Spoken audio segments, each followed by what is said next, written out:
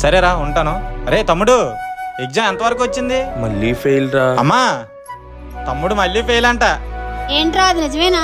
నిజమేనమ్మా. నిజమేనా?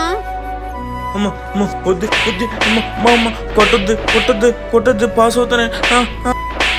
చీ ఎదవా, 2 రోజులు మాట్లాడినా నీకు అన్నం పెట్టను. అరే తమ్ముడు, అమ్మ నీతో 2 రోజులు మాట్లాడదంట. మాట్లాడుతుంది అమ్మ, నాతో 2 నిమిషాలు కూడా మాట్లాడుకుని ఉండలేదు. నీకేంటి కాన్ఫిడెన్స్? నువ్వే చూస్తావుగా. ఏంటోదనా మీ కొడుకు మళ్ళీ ఫెయిల్ అయినట్టుకున్నాడు.